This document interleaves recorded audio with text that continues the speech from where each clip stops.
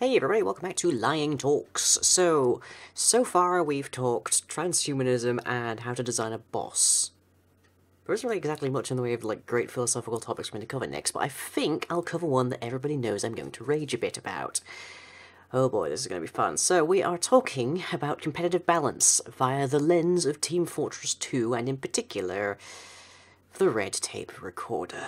For a bit of setup, Team Fortress 2 was released with the orange box by Valve in 2007, so it's about 8 years old now, and it aims for a balance between all of its 9 classes. So the heavy beats the pyro beats the spy beats the engineer. There are exceptions, you always have a counter, more or less.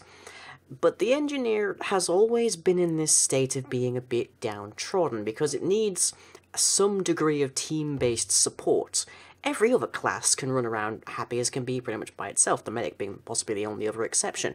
But the engineer needs at least a couple of seconds of free time to actually be able to build anything. The regular sentry, for example, takes 10.5 seconds to build, 4.75 at least if you're using the jag wrench. The dispenser, meanwhile, also takes 21 seconds, or 9.5 at minimum, so you need a bit of a leeway.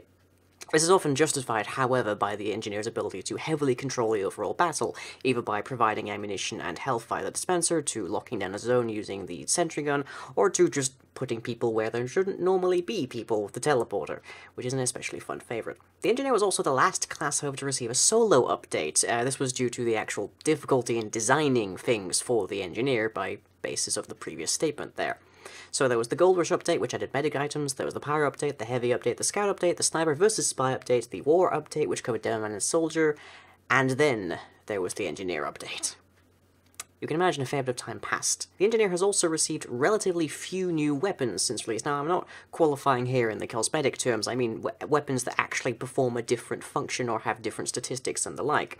In total, over time, since 2007, the Engineer has received 11 non-cosmetic items of such, averaging about 2.75 per given inventory slot of the 4 that the Engineer has.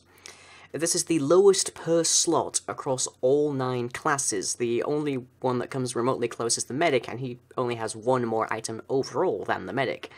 Compare this to the Soldier, with 23 non-cosmetics and 7.67 per slot. In particular, we have to compare this to the Spy, who has received 50 items and 3.75 per slot. This particular spread of items means that the Engineer has changed relatively little since 2007.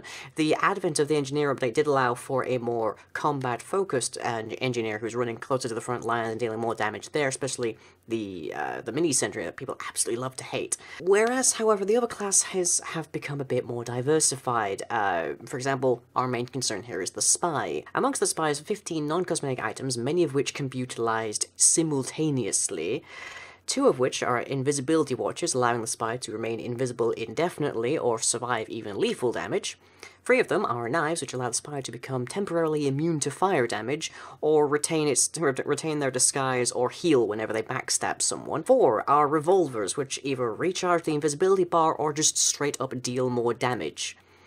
In particular, 1 is a new Sapper, an item used exclusively against engineers.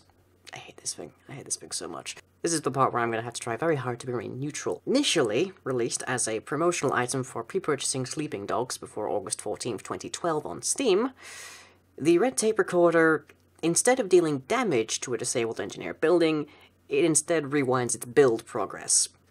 It takes 3 seconds to rewind an entire build state. It was originally 1.6, either from an upgrade level or to complete destruction, whereupon it will drop a large ammo crate instead of just the shrapnel from the default Sapper. Like the default Sapper, it can also be placed instantaneously on non-disabled buildings. Now, as if that wasn't just straight up fairly normal, the recorder will erase all upgrade progress or stored metal instantly upon application. This means that the recorder can effectively deal almost 200 damage to a building in a fraction of a second.